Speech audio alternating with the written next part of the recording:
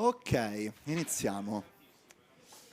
Ciao di nuovo a tutte e tutti. Oggi si tratta un tema magari non prettamente di cyber security né di coding né di informatica.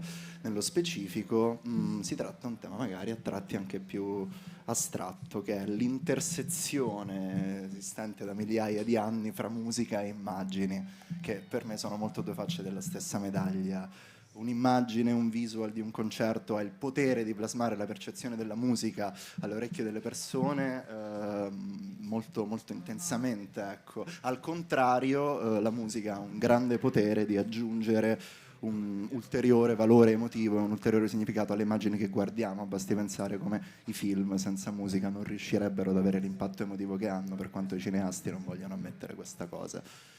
Nello specifico, oggi vediamo come è possibile trasformare un insieme di tratti visivi, un'immagine, in qualcosa di udibile e di gradevole per le nostre orecchie. Per spiegarcelo abbiamo Marco e Mattia, Marco Melletti e scusate, Marco e Matteo, Marco Melletti e Matteo Martelli, che hanno progettato Sonic Vision, che è un plugin per Krita, software open source per l'editing delle immagini, che permette di convertire un'immagine in un segnale MIDI processabile da DAW o sintetizzatori. Io non voglio rubare altro tempo, quindi lascio la parola.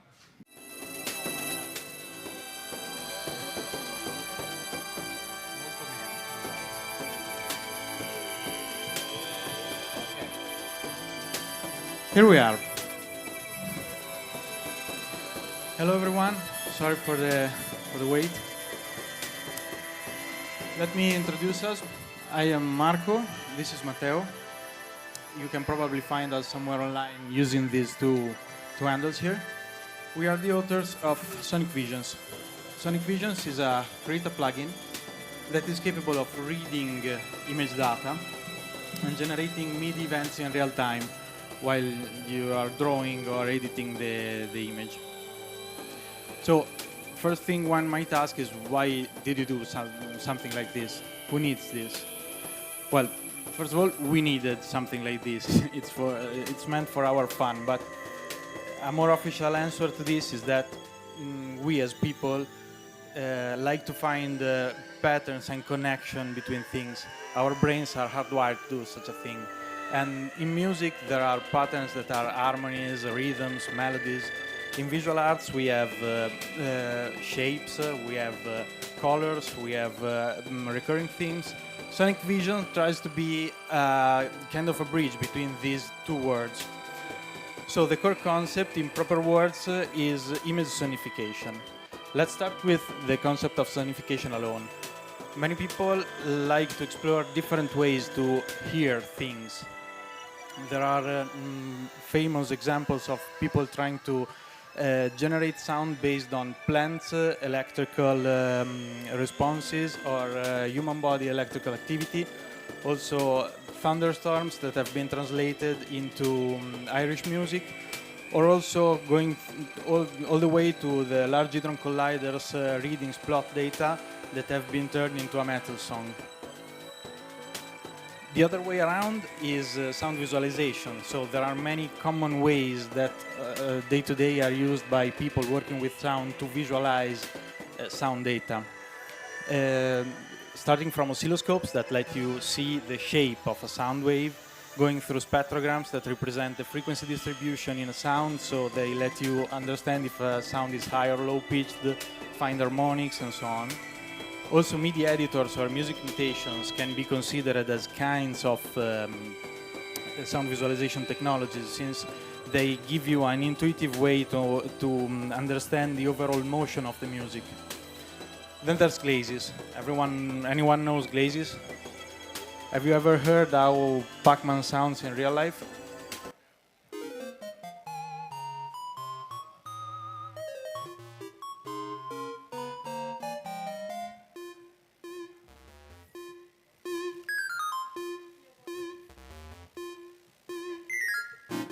It's unbelievable. Well, this is a bit borderline, but anyways, we finally got to image sonification. that is the act of rendering images into proper sounds. So there are many examples, and starting from back in 1989 with an Atari program that can be considered the true ancestor to Sonic Visions, which was Kandinsky Music Painter. Going through research, they proposed a very interesting paper where they kind of use image sonification to let visually impaired people feel, hear images. Going through NASA, that rendered to image their Hubble telescope images. They rendered them to sounds to try and spot unseen patterns into galaxies. Then we go to more artistic examples like Pixel Synth or My Paint Improvision, which is the previous iteration of this software, which was hacked straight into My Paint. Let me try and lower the sound a bit. All right. So, let's go on. Why did we choose Krita? Well, first of all, if you don't know, Krita, it is a very appreciated and widely used free and open source graphics editing program. One of the main reasons why we choose to go from MyPaint to Krita is its Python plugin API that let us take a different pace than the main applications development cycles in developing our plugins, since we are doing it in our free time. Also, Python was optimal because it provided us a way to have a fast proof of concept of this program. Another nice aspect is Krita's community. It's a huge community with many artists who are already familiar with the software and its functionalities. So it is nice to try and get into that community and have people already ready to use our software. Also, Krita's maturity and features let us concentrate on the sonification things alone, being sure that the graphics editing is already all that everyone needs. Let me point out one thing. Have you noticed the scan line going back and forth in the background? The annoying music and this scan line are a Sonic Vision session of Matteo playing with our logo. So let's dive a bit deeper into the what and how it's happening. We have a global tempo that is controlled by the playback controls, and at each clock time, the image is scanned, and a vertical line is sampled and passed to all the graphic processors that are enabled and configured. Each graphic processor has its own custom logic that is used to detect graphical features in the image data. That is turned into an inner representation, which is then passed to the output modules, who have their own separate configuration logics, and each one tries to render the inner representation to an output MIDI note using some kind of scales or the thing you want it to behave like. So let's take for an example that picture there in the chart. It's very simple. So let's assume the scan line is exactly where shown. At that point, assuming we have a graphics processor that is configured to detect black strokes, we have 3 play points, the top and the bottom of the frame and the line near the peak of the mountain. So these 3 play points will be then passed to the output render module that we say, for example, to be simple, that it's configured to play back on a C major scale ranging 2 octaves. That will mean that as an output we get a chord composed of 3 notes, a low E, I guess, a middle B, and a high G note. So in this last chart, we can see the configuration logics of the program. The dotted lines mark elements that are still in active development. So each element in the interface of the program is backed by a configuration middleware class that completely decouples the active logics from the interface configuration values. This lets us handle the storage of the configurations to retrieve the previous session's configuration. Also, this permits us to, has permitted us to implement a remote control application that goes through the network and lets a second computer, completely separated from the one running Krita and drawing, control the audio and the music part of the application. So this lets us have a two-players experience that hopefully you will see in a moment. Hoping that nothing goes wrong.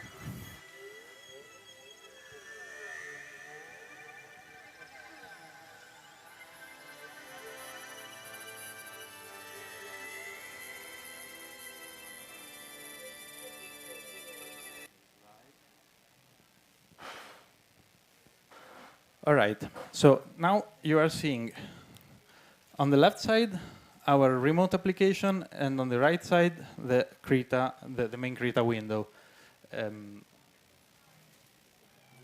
Okay, so here we have the actual inside the application, the plugin that is running inside Krita, and the clone application is an exact clone of this one. The only thing that changes are the icons, because in here we are using native Krita icons. On the native application we use native Qt icons, but the logics are the same. The two are interconnected and they should behave exactly the same. So let us start doing something. I'll start by letting you see a bit more. So here we have, nope, well, kind of. Here we have the main application window, and we can see that if I can grab the right thing, I can start the playback, and we should have some sound going on. That is not going on. Demo time.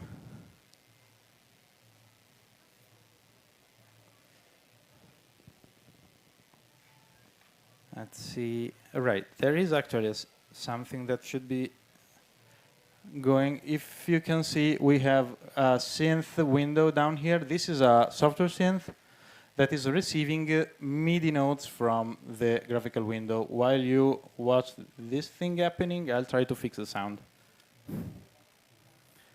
In the meantime, Matteo goes on with his drawing.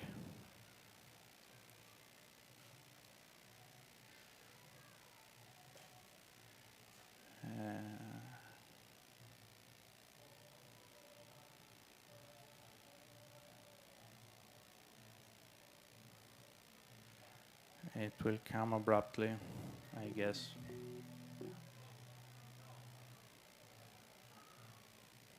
No.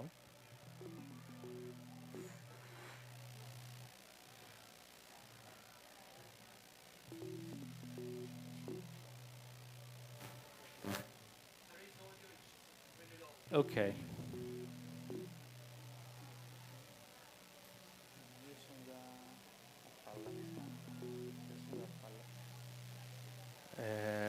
Let's see if we can raise the volume a bit.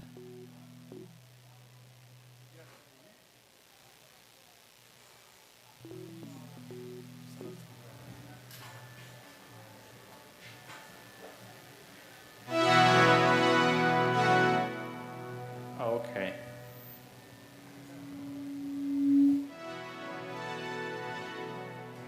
So, what you're hearing right now is the first detector, which is trying to see luma, which is a kind of brightness. It's the human representation of how we perceive brightness, which is not only the brightness control in an HSV color scheme, but it is weighted a little different. But in any ways, it is making sound any stroke that Matteo is drawing, because he is drawing with light colors on a dark background, so that is making every sound go through and reach a polyphonic synthesizer. So each separate stroke is interpreted as a separate sound. Now we can try and detect something different, like we take a second controller and we configure it to track the main strokes of the MOCA.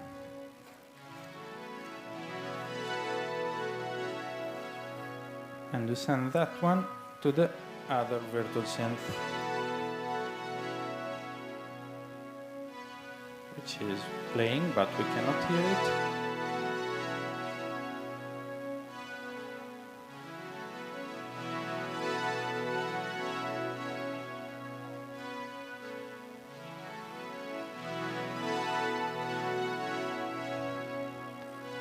Let's try and pick a different color, but we cannot hear that.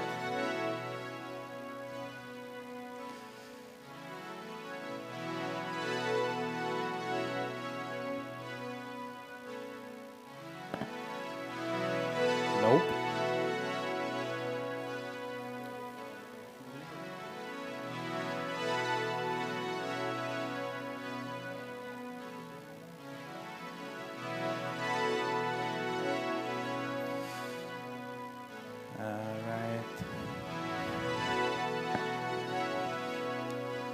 Seems like the first time we try it, but it's actually like the 10th or 11th time.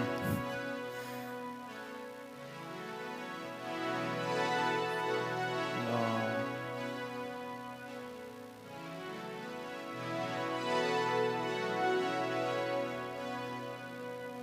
Well, let's try a different thing.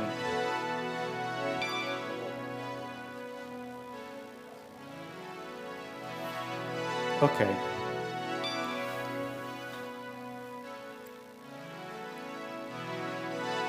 Let's demonstrate something a little different. Right now we are getting some sound going on through the second synthesizer, which is only detected on the end of the drawing because it's tracking the red strokes. If we try and attach it to a different color, like say this yellow, we should get a different note. We can actually try and tweak the bass sound and have a different scale, make it more strict.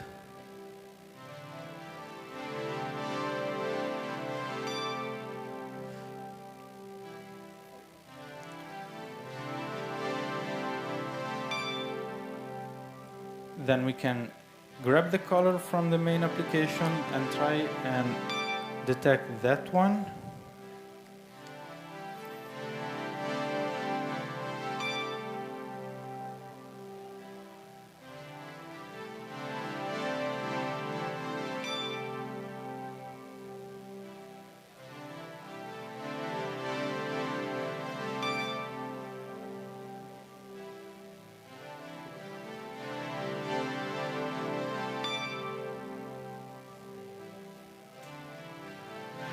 Well, everything is going the way it should not have gone.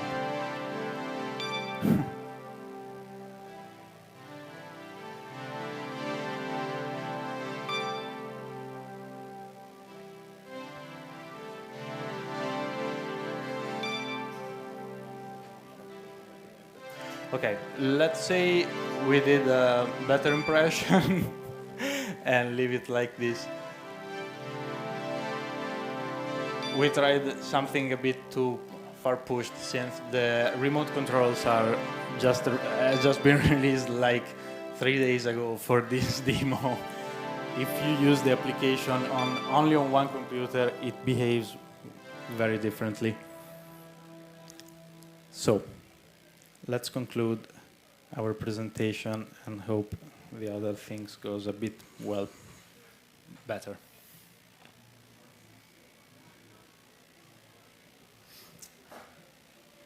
Mi ridai la postazione?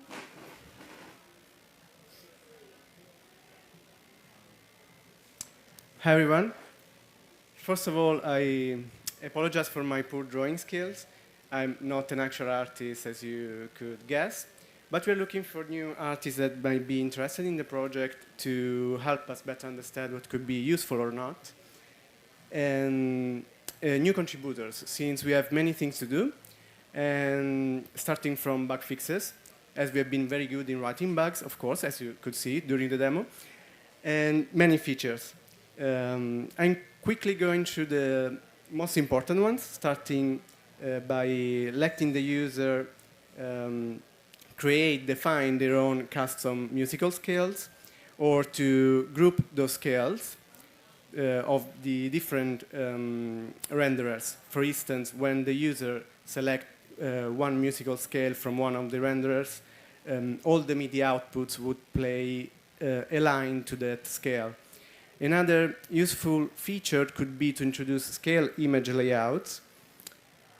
To explain this, let's remember that currently the drawing area is divided in is vertically divided in subareas, where each subarea corresponds to a note of the selected musical scale. But we would like to let the user define different mappings between the musical scale and the drawing area.